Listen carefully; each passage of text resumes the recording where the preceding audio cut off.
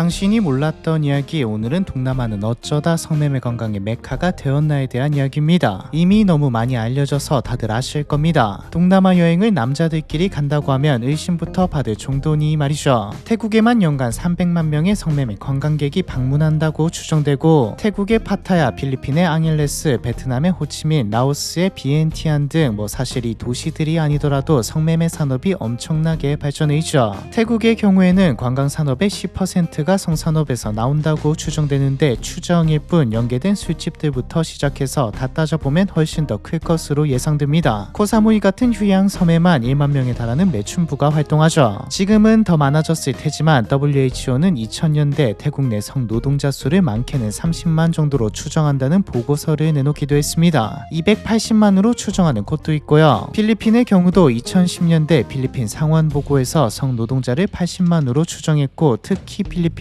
사회 문제 중 하나가 혼혈일 정도죠. 미국인과 필리핀 사람의 혼혈인 아메라시안, 일본인과 필리핀 사람의 혼혈인 제피노, 한국인과 필리핀 사람의 혼혈인 코피노까지. 이들이 사회 문제인 이유는 성매매를 제외하고도 헌팅과 같은 방식으로 임신시킨 후 그냥 떠나버리기 때문입니다. 필리핀 내에서는 이 혼혈들의 아버지를 찾아 책임을 묻겠다는 운동까지 벌어지고 있죠. 심지어는 아메라시안, 제피노, 코피노들이 자라서 지금 성매매 산업에 뛰어들기까지 하고 있죠. 유명한 국가들 말고도 동남아 국가들은 지금도 새롭게 성산업이 싹트고 있습니다. 유명한 국가들은 점점 가격이 올라가니 싼 값을 무기로 호객을 하고 있죠. 그런데 대부분 국가들은 성매매가 불법입니다. 불법임에도 수많은 사회 문제를 낳고 국가 이미지까지 망가지고 있는데도 심각하게 단속하지 않죠. 사실 성산업은 무슨 짓을 해도 막을 수 없긴 합니다. 인류 역사 이래 한 번도 사라진 적 없는 직업이자 산업이죠. 당장 한국도 불법이지만 내만연하고요. 그렇다고 해도 동남아는 좀 심합니다. 사실상 단속을 한다기보다는 오히려 밀어주는 느낌마저 들 정도죠. 태국은 2016년 정부가 성산업 척결 의지를 내비치기도 했지만 잠깐도 아니었습니다. 말뿐일 뿐 실제 단속은 이루어지지 않았죠. 왜일까요? 결국 돈 때문이죠. 2022년 유엔 산하의 국제노동기구가 낸 보고서를 보면 동남아시아의 성산업 규모는 200조가 넘습니다. 태국, 필리핀과 같이 원래 성매매 관광으로 유명했던 국가들이 아닌 다른 국가들까지 성매매 산업을 띄우고 광고까지 하는 이유도, 국가에서 사실상 용인하는 이유도 와서 돈 좀 써라죠. 그런데 왜 하필 동남아가 전 세계적으로 유명한 성매매 관광지가 된 걸까요? 못 사는 나라야 넘쳐나는데 말이죠. 동남아에서 매춘이 시작된 건 15세기 식민지 때부터입니다. 정확히는 이전부터 있었겠지만 다른 국가의 사람들이 동남아에서 매춘을 시작한 때가 이때부터죠. 그런데 여기서부터 전부 이야기하기에는 너무 길기도 하고 하니 좀 스킵하고 핵심만 몇 개 보죠. 15세기에서 20세기 초까지 유럽은 동남아의 매춘 시설을 대거 만들었습니다. 성병 검진을 주기적으로 받도록 만들고 성병 치료소를 만들어서 운영하기도 했죠. 프랑스군은 베트남에 BMC라는 군대 전용 매춘지를 만들었고, 영국은 미얀마와 말레이시아에 락병원이라는 이름으로 성병 검사를 받은 여성들만 일하는 성매매 구역을 만들었습니다. 지금 동남아가 성매매 관광지가 된 것과는 큰 상관이 없어 보일 수도 있지만 핵심은 제도화되기 시작했다는 것이죠. 이때부터 성매매가 있었다가 아니라 산업화되었다는 말입니다. 시장을 만들고 제도를 만들고, 또 이때 식민지 정부와 함께 일한 현지 엘리트들은 직접 혹은 직원을 시켜서 현지 여성들을 모집하고 관리하고 업소 운영까지 했죠. 합법이었던 데다 당시에도 시장이 컸기 때문에 또 사실상 식민지 시절 큰돈을 벌 수 있는 가장 좋은 방법이 유럽 사람들을 대상으로 성매매 서비스를 제공하는 것이었기에 갈수록 차별화된 더 나은 서비스를 개발하고 노하우도 발전시켜 나갔습니다. 그러다 2차 세계대전이 터지게 되는데, 일본의 진주만 공습 이후 동남아 전체가 전쟁터가 되면서 수십만의 군대가 주둔하게 됩니다. 그나마 식민지 시절에는 대가라도 받고 했지, 전쟁 중에 군인들이 주둔하게 되자 수천의 동남아 여성들이 위안부로 끌려갔죠. 특히 필리핀이 심각했고, 인도네시아에서도 네덜란드계 여성들을 강제로 데려온 스마랑 사건이 있었습니다. 아이러니하게도 이 시기에 동남아에 만들어진 위안소의 위치와 운영 방식은 전후 동남아 성매매 관광산업의 인프라가 되었죠. 2차 세계대전이 끝나고 나서는 어떻게 되었을까요? 한국 전쟁 이후 미군 주둔지 근처에 성매매 구역이 생겨났던 동남아에도 군대가 주둔한 곳에 성매매 구역이 생겨났습니다. 특히 필리핀의 경우는 군사 동맹을 맺고 대규모 미군 기지를 필리핀에 두게 되면서 기지 주변에 술집과 클럽, 사창가가 번성했고요. 필리핀 정부는 알고도 모른 척하는 입장을 고수했죠. 1947년 올랑고 포시의 인구 조사를 보면 인구 5만 명의 도시에 1만 6천 명이 엔터테이너로 등록되어 있습니다. 있었습니다. 전부 다 성매매 여성이라는 말은 아니겠지만 적어도 관련된 연계된 산업에 종사했다는 말이죠. 다른 동남아 국가들도 규모의 차이는 있었지만 비슷했고요. 정리하면 동남아는 식민지 시절에는 지배국에게, 전쟁 때는 강제로 쳐들어온 군인들에게, 전후에는 다른 나라의 주둔 군인들을 대상으로 동남아 전체적으로 다른 국가의 사람들을 대상으로 하는 성매매가 이어져 왔습니다. 달라진 건 식민지 시절에는 반강제였고 전쟁 때는 아예 강제였지만 주둔군을 대상으로 하는 성매매 사업은 자발적인 돈을 벌기 위해서가 대부분이었다는 점이죠. 즉 이 시기부터 동남아의 외국인 대상 성매매는 진짜 하나의 산업이 되어가고 있었습니다. 그리고 베트남 전쟁이 터지면서 동남아의 성산업은 전환점을 맞이하죠. 미국은 베트남에 대규모 지상군을 파병하고 인도차이나 전역에서 군사 작전을 펼쳤는데 가장 많을 때는 50만의 미군이 베트남에 주둔했습니다. 미국은 베트남 파병 군인들을 위해서 R&R 프로그램이라는 걸 만들었는데 쉽게 말해서 휴가죠. 방콕, 홍콩, 쿠알라룸푸르, 페낭, 마닐라, 서울, 싱가포르, 타이베이, 도쿄 등 몇 개 지역을 선정해서 이 중 하나로 보내주는 건데 언제 죽을지 모르는 전쟁통에서 미군들은 휴가 때 엄청난 돈을 썼습니다. 미국인들 입장에서는 엄청난 돈이 아닐지언정 경제적으로 차이가 많이 나는 국가들 입장에서는 엄청난 돈이었죠. 미혼 군인들은 휴식도 원했지만 가장 원했던 건 유흥이기도 했기에 지리적으로 베트남과 가까운 동남아 국가들은, 도시들은 미군의 선택을 돈을 받기 위해 활락가를 만들었습니다. 당시 가장 선호되었던 곳은 방콕인데 파타야의 활락가 때문이었죠.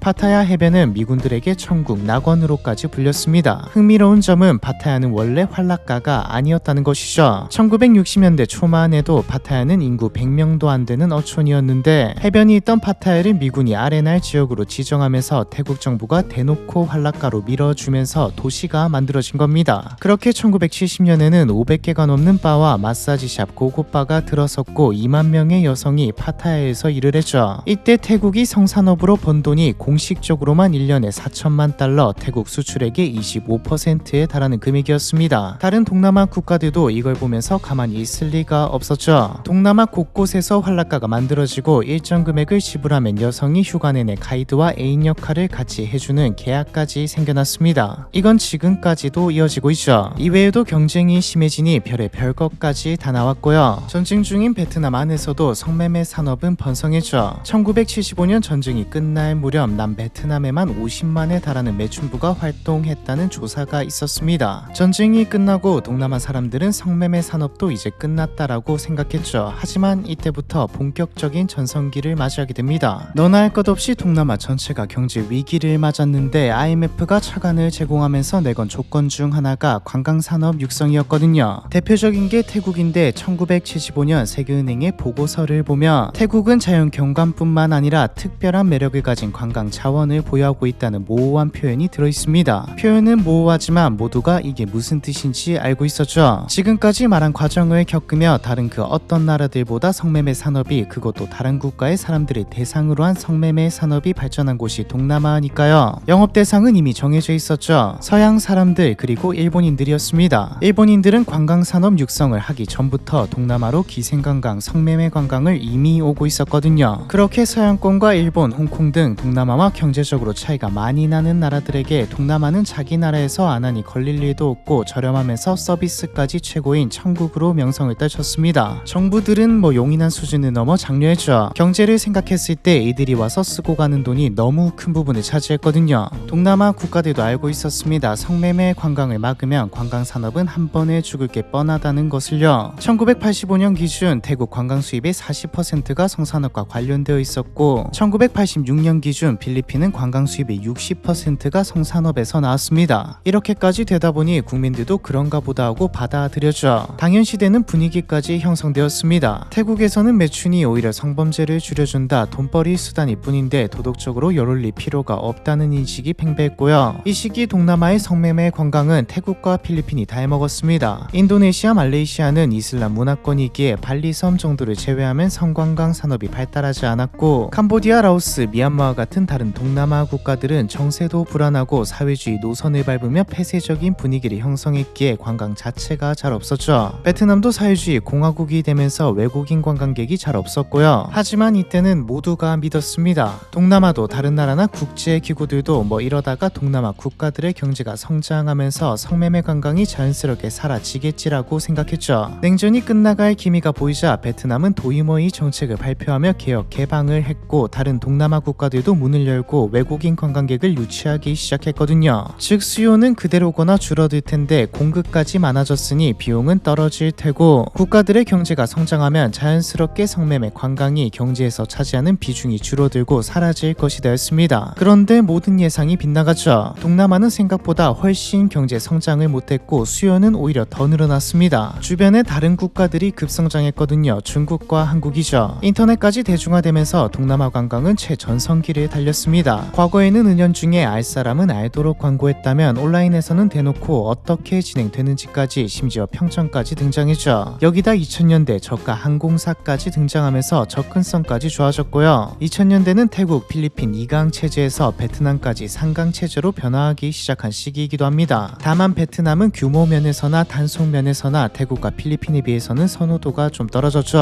다른 산업에서는 성장 못해서 쩔쩔매고 있는데 관광 산업이 폭발적으로 성장하자 동남아 국가들은 가오가오같이 또 묵인했습니다. 태국만 봐도 관광 산업이 전체 고용의 15%를 차지합니다. 성매매를 단속한다고 하는 순간 수백만이 실업자가 되는 꼴이기에 이제는 손대면 경제가 터져버리는 수준이라 뭐 어떻게 할 방법이 없죠. 그렇게 지금까지 흘러왔습니다. 지금도 동남아 성매매 관광은 여전히 화랑이고 알 사람만 아는 것을 넘어 대부분이 다 아는 이야기가 되어버렸죠. 달라진 점도 있습니다. 기존 강조했던 태국, 필리핀, 베트남을 넘어 다른 동남아 국가들의 성매매 관광 선호도가 높아지고 있다는 것이죠. 이유는 뭐 다른 게 없습니다. 많이 알려진 국가들의 비용이 비싸졌거든요. 저렴한 가격을 무기로 또 태국, 필리핀, 베트남의 서비스와 구조를 배워와서 가격에 비해서 괜찮아 보이는 서비스를 무기로 관광객들을 끌어들이고 있죠. 이렇게 동남아 각지의 유흥지가 아니 유흥 도시들이 지금도 불을 밝히고 영업을 하면서 국가에서도 불법이지만 사실상 용인해주면서 동남아는 전 세계 기준으로도 성매매 관광의 중심지가 되었죠. 좀 검색해보니 요즘은 말레이시아가 뜬다고 하네요. 결국 종합해보면 동남아가 성매매 관광지가 된 건 역사적인 배경과 더불어 성장을 못해서입니다. 성매매 관광이 경제에서 차지하는 비중이 크기에 국가에서 최소한의 제재도 못하는 것이죠. 당연하게도 동남아가 현실적으로 이미지적으로 성매매 관광지에서 벗어나는 법도 다른 산업을 통한 경제 성장입니다. 뭐 인권운동, 국제사회의 관심, 국제기구의 역할 이런 것들은 성장 이전에는 시야에도 안 먹히는 걸 이미 알고 있기 때문에 경제 성장이 성공할 때까지는 앞으로도 동남아는 이대로 쭉 이어질 것 같네요. 영상을 보시고 나도 가볼까라고 생각하시는 분도 있으실 것 같습니다. 가시면 안 됩니다. 해당 국가도 용인하고 국민들도 어쩔 수 없잖아 라고 말하고 이 순간에도 수많은 사람들이 오고 가는데 이게 문제가 있나 싶지만 문제야 당연히 많습니다. 일단 불법이죠. 한국은 속인주의라 합법인 곳에 가도 불법입니다. 그런데 이렇게 말하면 어쩌라고라고 하실 것 같으니 다른 건 다 제쳐두고도 지금 동남아는 너무 위험합니다. 치명적인 성병에도 너무 많이 노출되어 있고 얼마 전에 다루었던 캄보디아, 미얀마 영상에서도 나왔듯 성매매 관광지가 된 국가, 도시에서 납치해서 범죄단지로 데려가는 경우가 제일 많기 때문에 그냥 안 가시는 게 맞습니다. 물론 건전한 여행이라면 호텔에 있다가 적당히 사람 많고 안전한 관광지들만 가고 한다면 안전하겠지만 환락가는 아니죠. 진짜 죽을 수도 있으니 안 가시는 게 맞습니다. 동남아는 어쩌다 성매매 관광의 메카가 되었나에 대한 이야기 이번 편은 여기까지입니다.